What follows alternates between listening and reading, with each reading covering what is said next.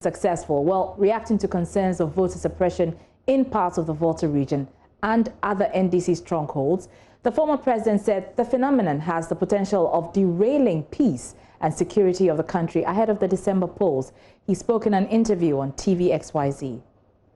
Yeah, I think it met our expectations. What happens is, often before we change a register, it is preceded by a population census. So it gives us very accurate data about the target population we're looking at. We're supposed to have a population census this year, 2020, but because of the COVID, the government had to suspend it. And so what we've been working with are projections of the population from the Statistical Services Department. And I think that from the projections, we are well within, what it should be. I think that what this register has succeeded in doing is taking the dead. We have no way of cleaning a register and taking the dead people out. We exhibit it and we ask people to come and report if somebody has passed away, but I mean, not everybody really does that.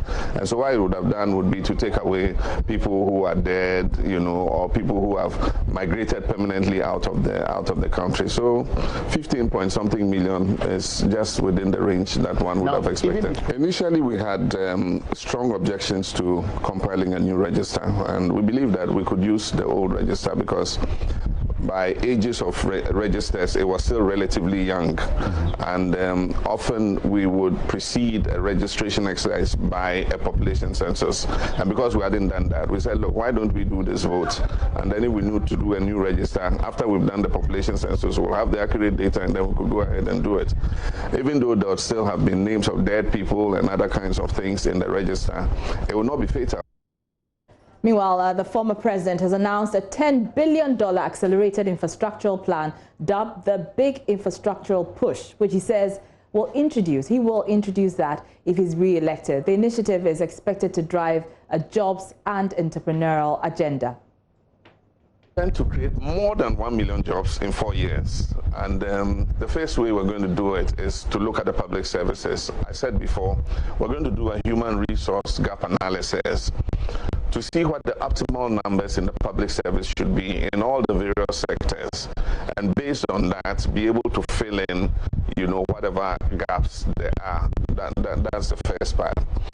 The second part is we're going to inject money into infrastructural development again, because that will involve the construction industry, engineering, and so on and so forth. And so it will bring a lot of artisans and everybody back into work. We're looking at what I call the big push, the big infrastructural push.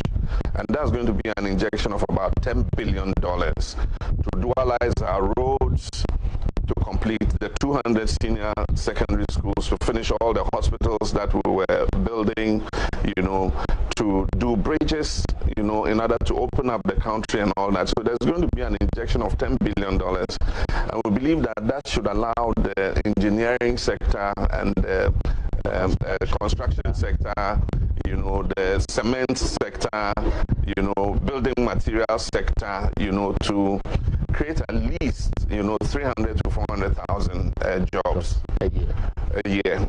There are funds for afforestation, billions of dollars for afforestation. We're going to come with a new initiative in forestry, tree growing, and it's going to be in every district of this country. We're going to employ young people to be involved in growing trees.